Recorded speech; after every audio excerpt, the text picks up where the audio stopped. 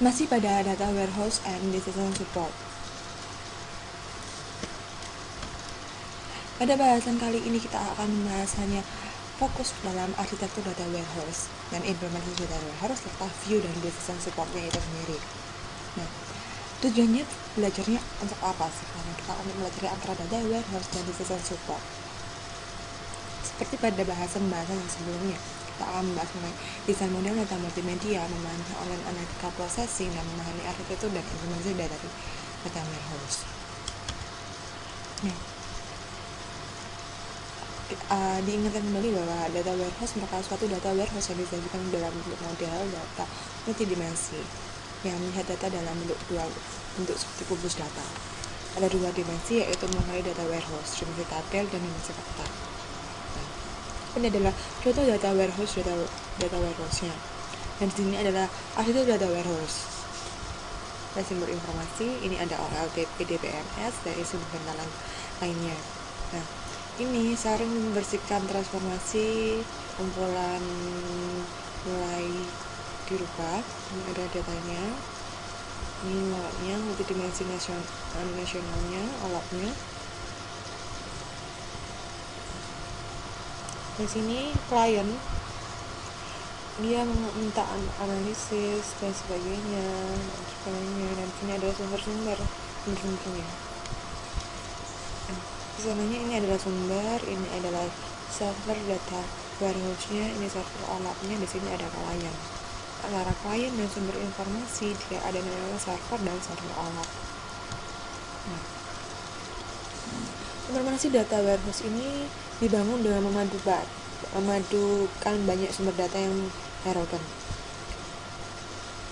Dan ini juga data yang digunakan harus dikonversi terlebih dahulu dengan cara dijamin konsistensi penamaan, penyediaan struktur, ukuran atribut dan sebagainya, sehingga data digunakan prosesnya tidak akan pecah. Berikut adalah view yang digunakan secara luas dalam aplikasi decision support dan berhubungan erat dengan OLAP. Dan data warehouse ini perlu disinkronisasikan secara periodik. Query OLAP biasanya merupakan query agregasi. Nah, ini adalah untuk contoh view-nya. View berikut adalah menghitung penjumlahan OK berdasarkan kategori dan negara bagian.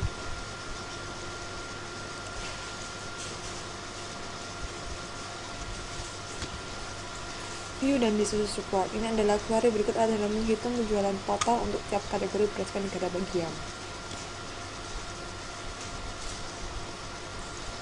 Jadi ini kita udah pada bab 12, 13, dan 14 ini kita akan membahas mengenai lebih kompleksnya ke arah database-nya, ya kan? View dan decision supportnya adalah query berikutnya adalah hasil modifikasi dari query sebelumnya dan menggantikan regional files dengan sebuah view yang berdasarkan pada causal form, yaitu seperti ini. Select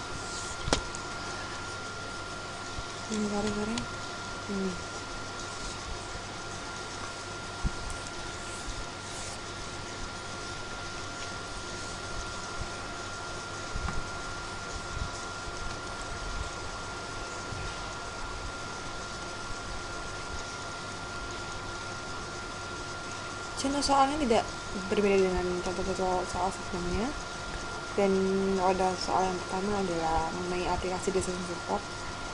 Yang kedua adalah proses model level atom data, terus kesesuaian data warehouse sebagai suatu model data multidimensi, yaitu ada dimensi tabel dan dimensi fakta, serta tabel fakta itu merupakan bagian dalam warehouse yang digunakan untuk menyampaikan informasi lebih lengkap dan detail yaitu perencanaan dan data warehouse. Dan view ini digunakan untuk secara luas dalam aplikasi decision support dan berhubungan erat dengan OLAP dan data warehousing dan perlu disinkronkan secara periodik.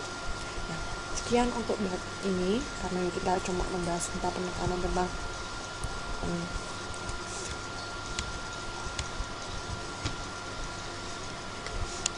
kita bahas tentang data warehouse-nya. Jadi cukup sekian.